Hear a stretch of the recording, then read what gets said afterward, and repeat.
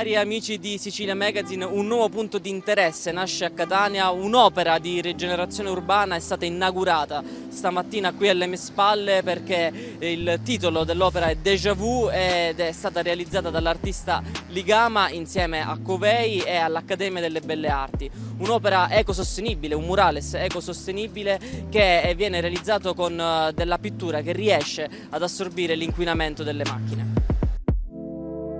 Per noi è un momento ovviamente molto importante. Avevamo voglia di celebrare il nostro 40° anniversario facendo qualcosa per la comunità e non autocelebrandoci.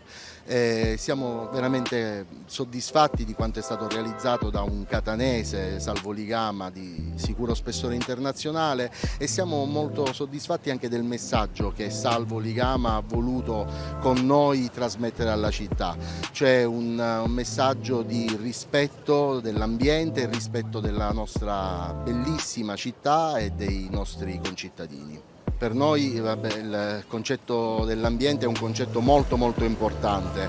Abbiamo investito molto sia sull'ecomobilità sia appunto sul green in generale. La nostra azienda è ormai indipendente da un punto di vista energetico, ma la cosa che per noi veramente è importante è riuscire a trasferire questo messaggio a tutti, perché il tema dell'ambiente probabilmente è un tema che non per tutti è stato così attenzionato e che invece va attenzionato nella giusta maniera.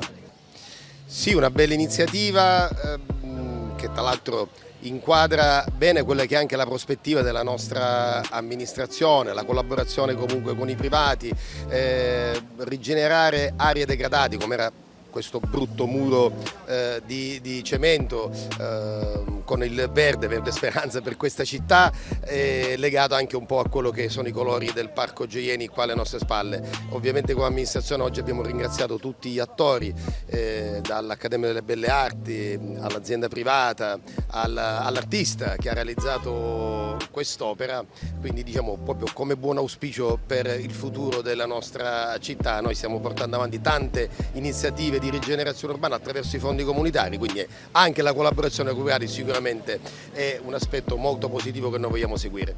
L'Accademia di Belle Arti è sempre pronta ad accogliere questo tipo di proposte e anche questa volta, grazie alla Covei e al Comune di Catania che ha dato l'autorizzazione, è stato realizzato questo bellissimo murales a cura del grandissimo Salvo Ligama. Le ragazze hanno fatto un'esperienza irripetibile e credo che tutte possono, diciamo, un attimino annuire a questo, perché realizzare un murales di questo non è una cosa di tutti i giorni.